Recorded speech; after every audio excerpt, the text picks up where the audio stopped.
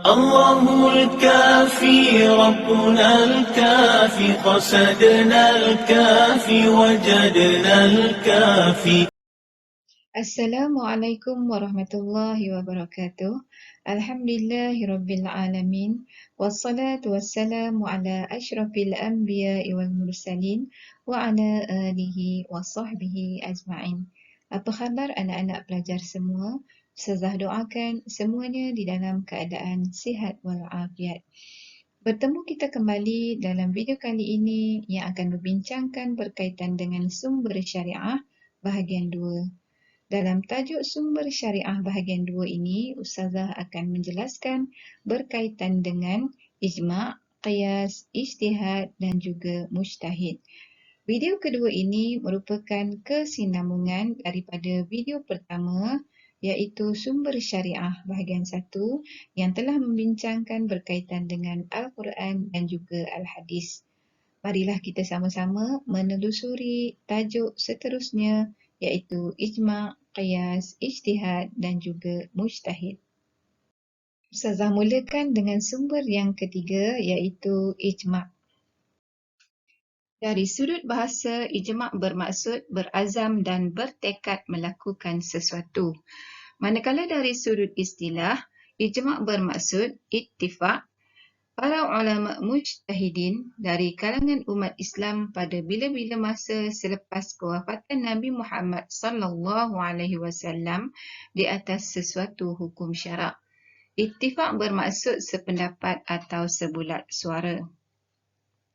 Apabila berlaku persetujuan sebulat suara dalam kalangan ulama terhadap sesuatu persoalan yang dibangkitkan dari masa ke semasa, maka ijma' tersebut menjadi kata pemutus ataupun keputusan untuk diikuti oleh umat Islam.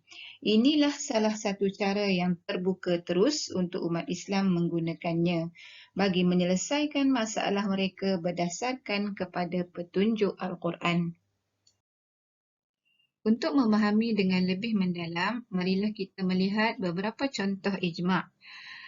Persepakatan para ulama mujtahidin terhadap hukum haram berkahwin dengan nenek hingga ke atas dan haram berkahwin dengan cucu hingga ke bawah. Ijma' ini berlaku berdasarkan kepada ayat Al-Quran Surah An-Nisa ayat 23 iaitu Bismillahirrahmanirrahim. Hurrimat alaikum ummahatukum wa banatukum. Maksudnya, diharamkan di atas kamu mengahwini ibu-ibumu dan anak-anak perempuanmu.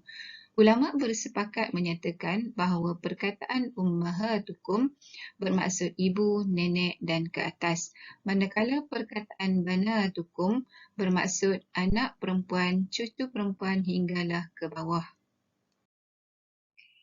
Di antara contoh-contoh lain berkaitan dengan hukum yang dikeluarkan berdasarkan kepada ijma' ulama' ialah hukum memerangi golongan yang enggan membayar zakat, hukum mengumpul Al-Quran, larangan menghimpunkan di antara perempuan dengan emak saudaranya dalam satu perkahwinan dan hukum pengharaman lemak babi.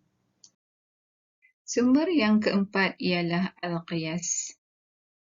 Dari sudut pengertian, Al-Qiyas bermaksud menyamakan sesuatu masalah yang tidak dijelaskan hukumnya di dalam Al-Quran atau Al-Hadis atau ijma' ulama' dengan masalah yang telah dijelaskan hukumnya di dalam salah satu daripada dalil-dalil tersebut kerana antara keduanya ada persamaan pada sebab hukum. Kedudukan qiyas sebagai sumber perundangan Islam berpandukan kepada firman Allah di dalam suratul Hajj ayat 2 yang bermaksud, maka ambillah pelajaran dari peristiwa itu, wahai orang-orang yang berakal fikiran. Ayat ini menyarankan supaya manusia mengambil iktibar daripada peristiwa yang berlaku. Ini juga boleh difahami supaya dalam menentukan hukum bagi masalah yang baru berlaku dengan mengambil iktibar daripada masalah yang telah ditentukan hukumnya. Menurut pendapat jumhur ulama, qiyas menjadi hujjah bagi hukum-hukum agama yang bersifat amaliyah. Berikut merupakan beberapa contoh hukum yang dikeluarkan dengan menggunakan kaedah qiyas. Contoh yang pertama adalah hukum haram dadah dan tuak, iaitu semua benda yang memabukkan diqiyaskan kepada arak. Contoh yang kedua adalah hukum haram SMS berbentuk peraduan diqiyaskan kepada judi. Yang ketiga adalah hukum haram menyewa sesuatu yang telah disewa oleh orang lain diqiyaskan kepada hukum haram meminang tunangan orang lain. Selesai sudah perbincangan kita berkaitan dengan ijma' dan juga al-qiyas. Seterusnya, marilah kita sama-sama menelusuri tajuk ijtihad dan juga mujtahid.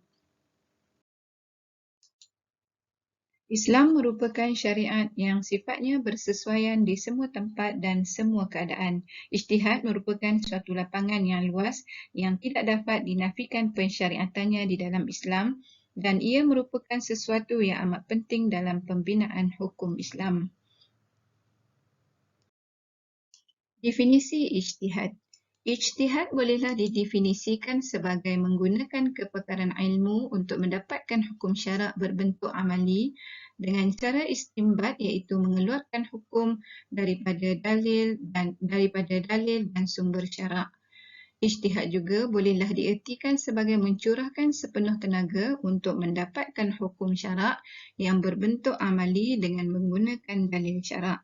Dari dua pengertian tersebut, bolehlah disimpulkan bahawa ijtihad adalah penyelidikan dan penelitian yang rapi dan teliti yang dilakukan oleh para mujtahid dalam mencari penyelesaian bagi sesuatu masalah yang tidak terdapat nas yang menjelaskannya. Apabila masalah yang berkenaan telah ada dalil yang nyata menurut syarak, maka ijtihad tidak diperlukan lagi.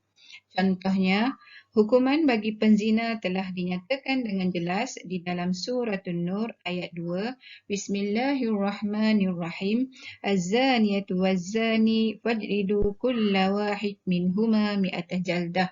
Penzina perempuan dan penzina lelaki, kamu sebat tiap seorang di antara mereka sebanyak 100 kali sebatan.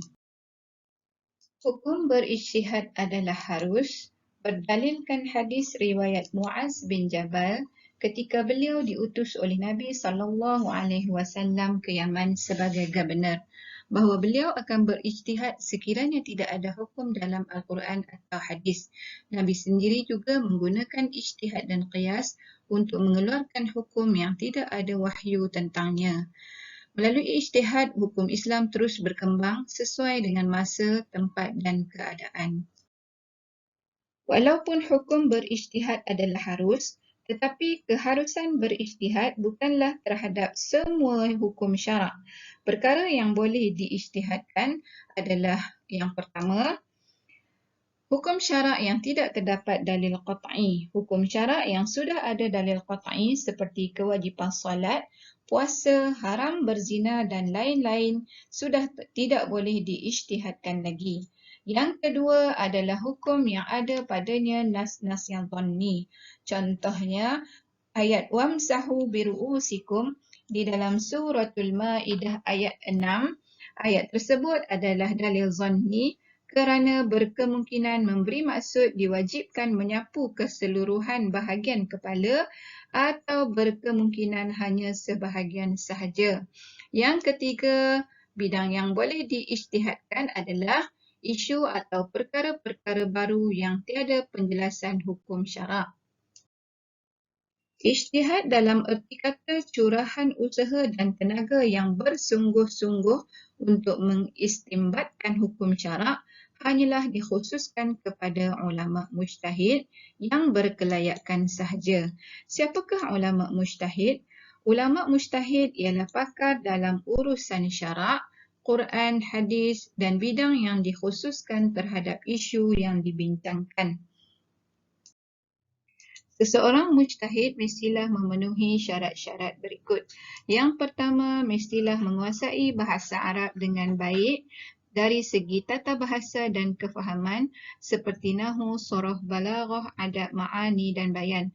Menguasai bahasa Arab adalah salah satu keperluan bagi seorang mujtahid kerana nas-nas syariah semuanya dalam bahasa Arab dan tidak mungkin difahami tanpa penguasaan bahasa Arab yang baik.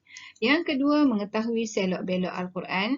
Ini bererti mengetahui maksudnya serta semua ilmu yang berkaitan dengan Al-Quran, seperti asbabun nuzul, nasikh dan mansukh, makki dan madani, am dan khas, mutlak dan muqayyad, muhkam dan mutasyabih. Yang ketiga, mestilah mengetahui sunnah nabawiyah, sama ada perkataan, perbuatan dan takrir. Ini bererti mengetahui maksud hadis serta menguasai ilmu mustalahul hadis dan rijalul hadis bagi mengetahui kekuatan dan kelemahan hadis tersebut untuk diamalkan. Yang keempat, mestilah menguasai ilmu usulul fiqh. Ilmu usulul fiqh merupakan satu kemestian diketahui oleh setiap mujtahid dan faqih. Kerana dengan ilmu ini, mujtahid dapat mengetahui dalil-dalil syarak, tertibnya dalam rujukan, cara-cara istinbat atau mengambil hukum dari sumbernya. Yang kelima, perlulah mengetahui masalah-masalah yang telah diijma'kan. Seorang mujtahid perlu mengetahui dengan jelas masalah yang telah disepakati oleh ulama' kerana ia tidak harus sama sekali menyalahi ijma' dalam masalah yang dikaji dan diijtihadkan. Yang keenam, mestilah mempunyai kesediaan fitrah untuk berijtihad. Maksudnya, ia mempunyai pemikiran fiqh serta pemahaman yang teliti, jiwa yang bersih, pemandangan yang jauh serta kecerdasan dan ketajaman fikiran. Dan yang terakhir sekali adalah adil dan taqwa. Di antara syarat yang disepakati oleh ulama usul, hendaklah mujtahid itu seorang yang adil, baik akhlaknya, bertakwa, bersungguh mencari kebenaran dan tidak sanggup menggadai agamanya, kerana seorang fasik dan orang yang mempersendakan agama dan yang bersindung di sebalik kemasyhuran palsu tidak boleh dipercayai untuk menjaga syariat Allah dan bertindak sebagai mufti dan muallim. Contoh bagi ijtihad ialah ijma' dan juga al-qiyas. Kesimpulannya, pada zaman dahulu, sejarah perkembangan undang-undang Islam berjaya melahirkan mujtahid seperti imam-imam 4 mazhab yang menjadi ikutan hingga kini. Persoalannya, adakah pada masa sekarang, zaman moden hari ini, pintu ijtihad telah tertutup? Sebenarnya, tiada satu dalil pun yang menyatakan pintu ijtihad telah tertutup. Ia masih terbuka dan terus terbuka kerana masalah umat Islam sentiasa bertambah dari masa ke semasa.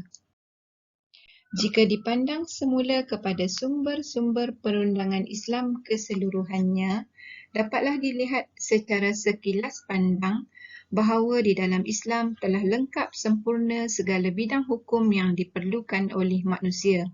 Sumber-sumber perundangan Islam adalah mencukupi bagi setiap zaman dan tempat jika kita meletakkannya di hadapan kita.